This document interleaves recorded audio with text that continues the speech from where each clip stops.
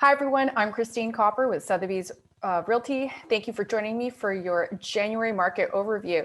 We're going to take a quick look at what happened. However, before I get started, I want to talk to you about months of inventory because it gives you a quick snapshot about what's going on in the marketplace. Now, of course, not every market segment is weathering the storm the same. For example, condos downtown may not be performing like detached homes outside of downtown Vancouver. We can talk about that some more, but let's take a look at the quick snapshot as to what's happening in the market. I go through it for you every single month so you can see what's happening today and how does that compare to historic market conditions. Because if any of you recall headlines back in 2015, 2016, 2017, when the market was on fire and multiple offers were really common, we're starting to see the same type of market activity in many market segments. So are we heading into the same kind of market? Let's check it out. I'm going to share my screen here with you so that you can see what happened in January, and then we're going to take a look back at 2016, went all the way back to 2016, so that you can have a look for yourself. Now I'm just trying to create a larger, there we go. All right, here I am. So this is January numbers. 2,300 sales in January is absolutely fantastic. A little bit lower than December, which was pretty incredible. It was one of the highest on record, if not the highest sales for a December. So at over 3,000 sales, and 2,300 is excellent. And you can see this trend coming in from last year: September 3,600, October 3,600. November 3,000 sales, and on it goes. So the sales are out there, they're happening, and then we have to take a look at our active listings. And if you see the trend from September, we had 13,000 listings, 12,000 listings, 11,000 listings, 8,500 listings, and January we ended up with 8,300 listings available. And if you divide our number of sales into our available listings, we only have 3.5 months of inventory. Now, anywhere above 6 months of inventory is considered a buyer's market because there's a lot of homes on the market and not as many buyers. So there's all the supply and putting downward pressure on prices because, well, there's just not enough buyers to buy all the homes.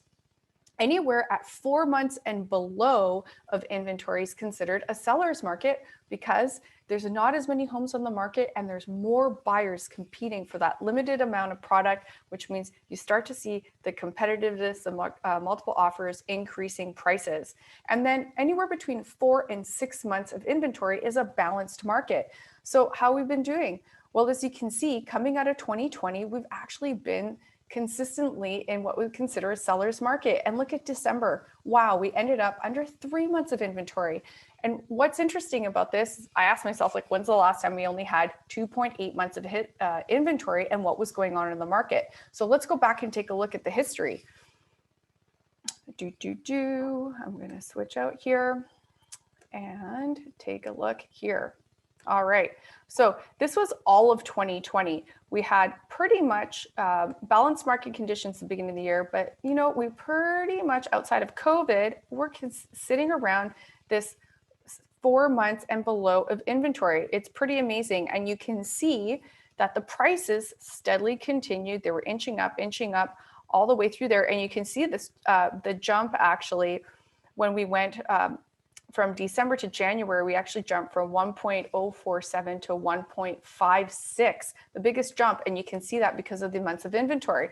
So that 2.8 months of inventory, what was going on the last time we had 2.8 months of inventory in our market? Well, scrolling back, I had to go back to 2019. Nope, you can see we had really high inventory. We're in that buyer's market here, and you can see it reflect month over month, slowly but surely putting downward pressure. And then it started to pick up at the end of 2019, but still no 2.8 months of inventory.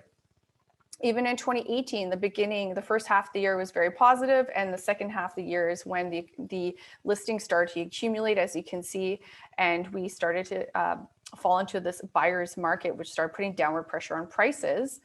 And when we go back to 17, which was a really good year, you can see it here. You start to see 2.1 months of inventory, 2.2, 1.9 months of inventory. I mean, back in 2017, when it was multiple offer, this is when we had that type of inventory, and it's reflected in the prices. You can see the jumps very quickly. Did we get to $1 million? And even in 2016, where this all started, Look at that, 1.7, 1.4, 1.6 months of inventory. I mean, we literally went from $775,000 to $1 million benchmark in a year and a half. So the prices can increase very quickly if this stays for a long time. So why am I sharing this with you? Well, the government has committed to having low interest rents for the next couple of years because of the economy. Even though it is definitely adding some heat to the real estate market, the Bank of Canada needs to keep our interest rates low because we are an export nation and we need to be competitive around the world. Barring any change here, there is definitely some cheap money out there getting into the market, and it absolutely makes so much sense. We still have very solid banking rules. You still have to qualify with a hurdle rate, but at least right now you're getting mortgages at sub 2%, even sub 1.5%. We also are seeing a change of need. COVID has changed people's lifestyles. They need more space to work from home, etc.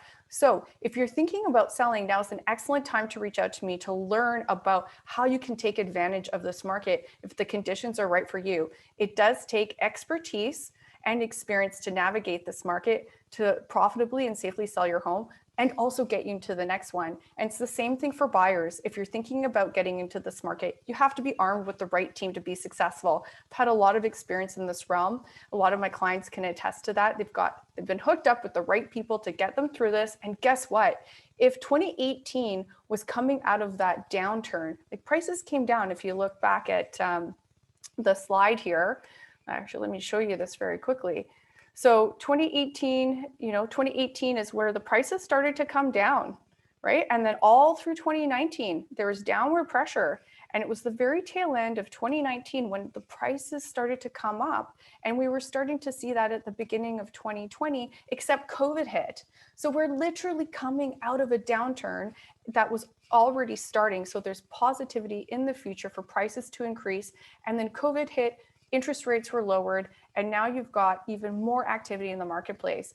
Oftentimes people are scared about, trying to buy a home in this market, scared they're buying at the top. But based on what we've seen in the past and what we've been told by our political leaders and such, it feels like this is going to be here to stay for a while. So make sure you're armed with the knowledge and the help and expertise. Reach out to me. I look forward to hearing from you, and I'll see you either next week or next month with a market update video, unless I hear from you guys first and what you want me to talk about, because I love to share the knowledge. Talk to you soon.